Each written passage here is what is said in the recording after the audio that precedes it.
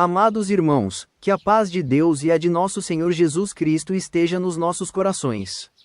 Eu quero contar algo que o Senhor permitiu acontecer numa congregação, não para expor ninguém, mas para servir de lição para todo o ministério e para toda a irmandade. Deus ainda fala, Deus ainda revela, e Deus ainda pune quando há pecado oculto, principalmente quando envolve quem trabalha no santo ministério. Havia um ancião, muito conhecido na região. Um irmão respeitado, usado por Deus em muitas obras, muitas revelações, muitas visitas. A irmandade admirava ele e sempre dizia que a palavra com ele saía muito forte. Mas, por um tempo, algo começou a mudar. A palavra ficou pesada, a irmandade já não sentia a mesma graça, e muitos percebiam que o irmão estava triste, abatido, como quem carregava um peso. Mas ninguém sabia o que estava acontecendo. O tempo passou, e o ministério começou a sentir no coração que havia algo errado. Algumas visitas eram marcadas, mas o irmão não aparecia. Em alguns cultos, ele chegava atrasado, e em outros parecia que estava ali apenas de corpo, mas não de alma. O que ninguém sabia era que aquele ancião estava guardando um pecado oculto. Algo que ele achava que ninguém nunca descobriria. Ele pensava: sou eu que ajudo a igreja, sou eu que visito, sou eu que oro, ninguém vai saber. Mas, irmãos, Deus sabe tudo. O Senhor vê o que está no profundo da alma do homem. O pecado começou pequeno, como uma brecha, como algo que ele achou que poderia controlar. Mas o pecado nunca fica parado, o pecado sempre cresce. E quanto mais crescemos no ministério, menor fica o espaço para o erro, porque mais responsabilidade Deus coloca sobre nós. Até que um dia, esse ancião foi chamado para entregar a palavra num culto especial. A igreja estava cheia. Naquele dia, a irmandade estava sentindo um peso diferente. E quando ele abriu a boca para entregar a palavra, simplesmente não saiu nada. Ele tentou 1, 2, 3 vezes, e não vinha a graça. A irmandade começou a orar, e naquele momento o Espírito Santo se manifestou na boca de um irmão humilde, recém-batizado. Deus tomou aquele irmão e falou assim: a minha obra é santa. O meu ministério é santo. E aquele que põe a mão no arado e olha para trás não é digno de mim.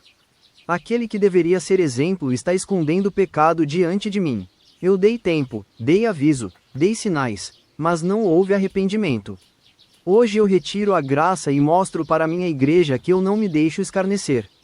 Quando Deus falou aquilo, a congregação inteira ficou em silêncio. O ancião começou a tremer, perdeu as forças e precisou se sentar. Muitos começaram a chorar. A palavra continuou: hoje eu descubro o oculto, porque o oculto pertence a mim. E o que está escondido será revelado para a edificação da minha obra. Naquele momento, o ancião começou a confessar o seu pecado. Ele contou que por meses vinha lutando com um erro escondido, tentando se justificar, achando que Deus não iria tratar. Ele confessou ali, diante do ministério, com lágrimas e arrependimento. A irmandade chorou, o ministério chorou, e Deus mostrou que na sua obra não existe super-herói, não existe intocável. Todos somos pó, todos dependemos da misericórdia do Senhor. Depois daquele dia, Deus afastou aquele ancião do ministério. Ele mesmo pediu para ser retirado. E Deus ainda disse na revelação: eu tiro para ensinar. Eu corrijo para não perder. Com o passar dos meses, aquele ancião se converteu de verdade. Ele buscou arrependimento, buscou perdão, buscou restauração. Não voltou ao ministério, mas voltou a ser um irmão que serve a Deus com humildade, e sempre testemunha dizendo: eu caí porque escondi meu erro. Aprendi que o pecado oculto é morte, mas a confissão é vida. Deus tirou para me salvar, não para me perder. E toda a congregação aprendeu uma grande lição: erva na obra de Deus não existe pecado pequeno. Erva o que o homem esconde, Deus revela. Erva e a disciplina de Deus é amor, não é vingança.